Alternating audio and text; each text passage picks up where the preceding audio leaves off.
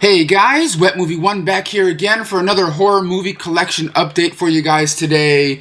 All these movies I'm going to be talking to you guys about today in this video are all horror movie related. I know it's Christmas time, but there's always room for horror, baby. I got these 5 new Blu-rays in over the last couple of days and watched them and stuff, and I want to share them with you guys and let you guys know my thoughts and opinions on them.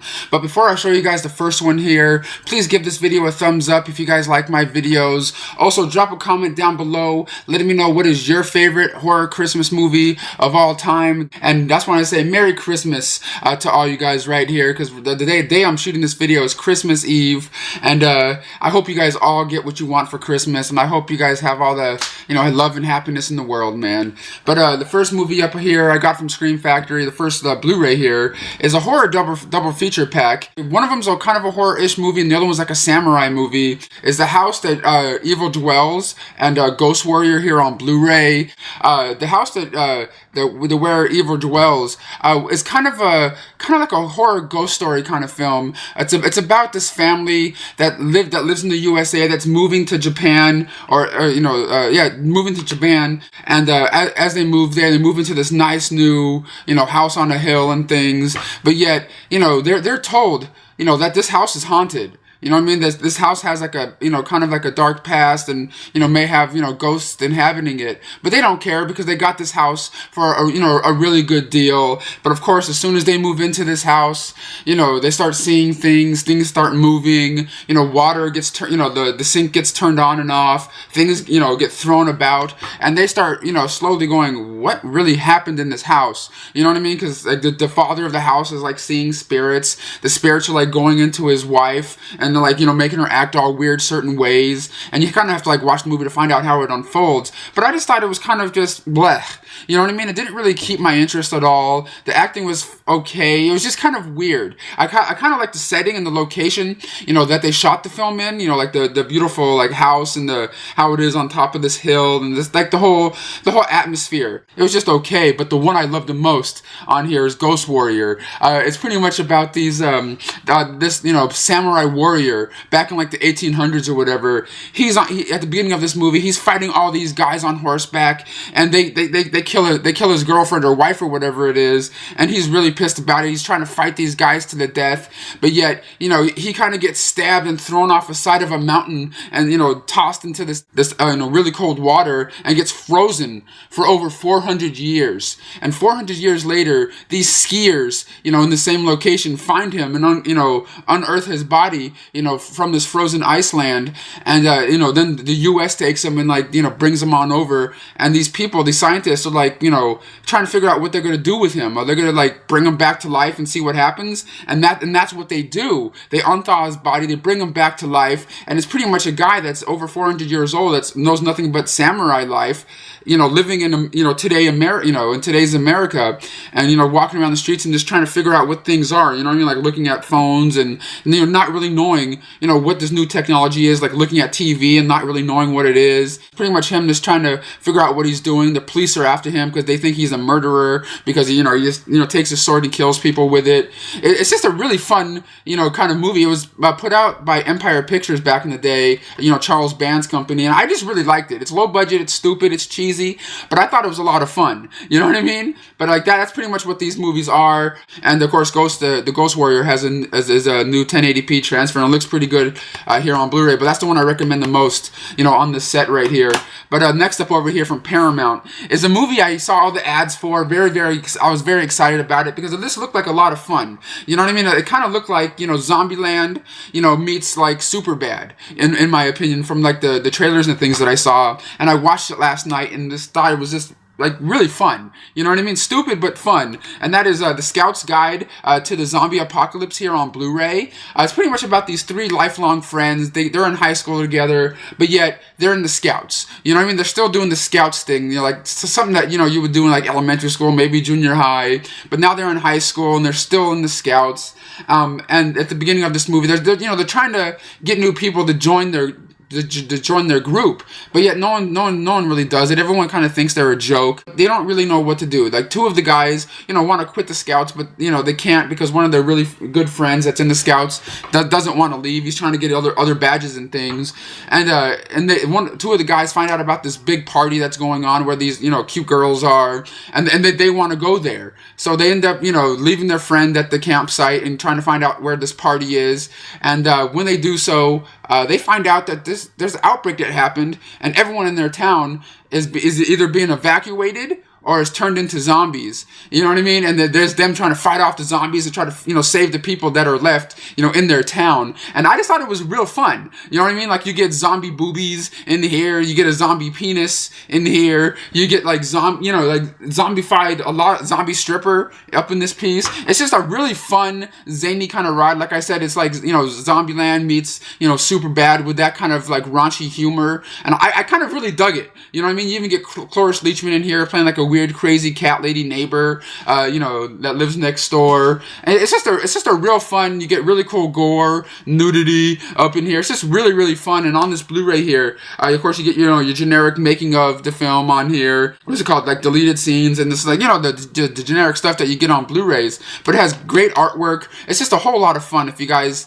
like the movies like I explained to you, like Superbad and things, this is a really, really fun, raunchy, cool zombie movie, and I really loved it. And next up over here is M. Night Shyamalan's his new film, and that is The Visit here on Blu-ray. This is his version of like a found footage kind of movie, sort of. It's pretty much about a brother and sister going to go visit their grandparents that they've never seen their entire lives, and the older sister is documenting this and making a documentary film about meeting her grandparents for the first time. And of course, when they go there, they find out that their grandparents are not that quite normal. They may be a little bit nuts and out of their minds, because right when they go there, the grandparents say, "Hey, bedtime's 9:30 over here, and please don't leave your room after 9:30, even if you hear weird sounds out there." And of course, they start seeing things that the grandparents are doing, crazy, weird things that are kind of freaking them out, and they're documenting this,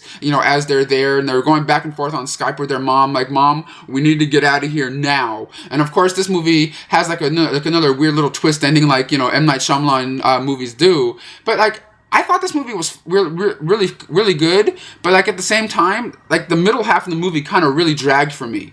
Like, it started off really good and ended pretty cool, but like just the middle of it, I was just kind of bored, a little bit, like 20-30 minutes in the middle. I don't know, it just didn't keep me interested in the middle part. But I did think it was a fun found footage kind of horror movie. I don't know if you can really say found footage, because it's shot documentary style through the lens of the cameras that the kids are shooting with. But I say found footage. Let me know down below what you guys think, of this film. But I thought it was cool. You even get a making of special feature on here with M. Night Shyamalan talking about how he's trying to, go back to his roots of filmmaking and just, trying to reinvent himself, kind of. You know what I mean? Because, he knows how his filmmaking is, kind of, went downhill a little bit in a lot of critics' eyes and stuff, and he's just trying to, like, change up his whole style, and I kind of like that, you know what I mean? And The Visit here on Blu-ray, it was kind of fun, and except for like the middle, it kind of dragged for me. And next up over here from Universal also is a sequel to a movie that I kind of liked, and after watching the first one again, I was going, how are they going to make a part 2 to this? And that is Sinister 2 here on Blu-ray. Of course, the first one starred Ethan Hawke, about a writer that's like, whatever, moves into this house, and he's like writing his new novel or whatever, and like, crazy things start happening. He starts like seeing these tapes and things, and like, of course, if I'm not going to ruin the first one for you if you've never seen it, but I just didn't know how they were going to continue it, because of what happened at the end of that movie. So this one right here is pretty much about a mother and her two sons, moving in to that pretty much is like the same location where the crazy murders happened in the first film, and the private, or like the detective, or something like that, the police chief or detective from the last film is now in this film, still, conducting his investigations of what happened before, and the crazy things start happening again, in the same location, the same church and things, to this mom and her two sons. One of the sons, starts seeing these ghost kids, and they're asking this son to come down to the basement to watch their home movies, because, in the first film, there was like all these home movies about, how the killer was killing these families and things, and these kids are, you know, showing them films about families being killed, and I don't know, it was just not that great. You know what I mean? Like, I thought it was gonna be kind of more interesting or as cool as the original film, but it kind of sort of felt like a weird movie that would be straight to DVD a little bit. You know what I mean? Like, it was shot very well, and I could sort of see why it went to theaters, but at the same time, I could sort of see why it was probably on a tilting point of either being in theaters or straight to a DVD title, because the story just wasn't really there. You know what I mean? It just felt like, why is this kid watching these tapes? Like, every couple of days he goes downstairs to watch a new tape with these ghost kids. You know what I mean? Like, what's the purpose behind it? Because, like, the little purpose that they had didn't really make a whole lot of sense. It was just kind of like real jumbled, in my opinion. It had a couple of creepy moments, of course, in it, but it's not as cool or as scary as their original Sinister movie. I just can't. I just can't say this one has a high rewatch value, you know, in my opinion. But this Blu-ray right here has deleted scenes, feature commentary by director and things. So if you just want to know, that's what they have on this Blu-ray here. It's just okay, nothing super special. And this last one up here from Universal is Eli Roth's new film, The Green Inferno, the director's cut here on Blu-ray.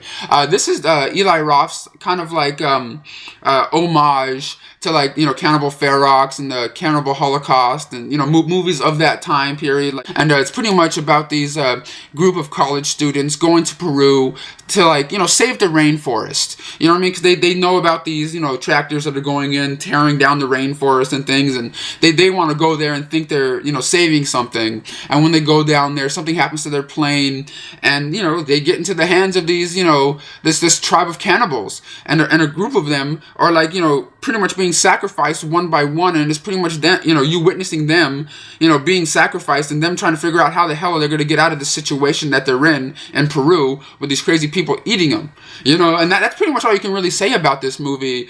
This movie is also on a lot of people's, you know, top 10 worst horror movies of this year list, and I don't think it's that bad. I don't think it's an amazing, mind-blowing film, you know, whatsoever. But, like, I thought going into it, to be honest, it was going to be kind of weird and, like, really scary to me, because Cannibal Ferox and Cannibal Holocaust, I had real hard time sitting through movies like that. You know what I mean? Like, with real animal killings and, you know, like, crazy stuff like that. This movie, I thought was sort of going to be something like that, but it didn't really, you know, affect me like Cannibal Holocaust or Cannibal Ferox did. You know what I mean? Because when I watch those movies, I'm like, is that shit real or fake? You know, with this one, you know everything's fake, because it's made by Universal and Eli Roth, and you know it's nothing like that is gonna be real. So, like, maybe knowing that, it didn't affect me much or anything. But they did have some really gruesome gore in here, which Eli Roth, you know, provides people in his films, because you know him. He did Cannibal, you know, it's called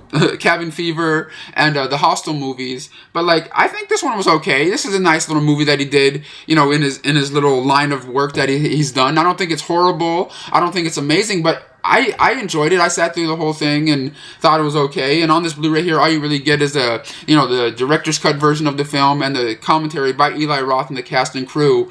But I don't think it should be on the top 10 worst list of horror films that came out this year. I thought it was fine. This one, on the other hand, should probably be on the top 10 list of the worst of the year, to be honest, of horror films. But, like, Eli Roth, man, keep going. I think you're okay with this one. Like, some of your movies in the past, this one, I kind of enjoyed a little bit, to be honest. And that's all I really have to talk to you guys about today for this horror Blu-ray DVD update video for you guys today. I talked about The Green Inferno here on Blu-ray, Sinister 2, I say pass, The Visit, I say well worth watching, except for, like, the middle half of the film. Zombie, you know, The Scout's Guide to the Zombie Apocalypse, loved it. Probably my favorite one in this video today. And last but not least, a Scream Factory double feature pack of The House Where Evil Dwells and The Ghost Warrior, which is the Ghost Warrior is a cool one. But guys, thank you so much for watching. Merry Christmas to every single one of you guys out there. I really hope you guys have all the happiness and love in the world. And I'll see you guys all for my next video. Hoarders, unite.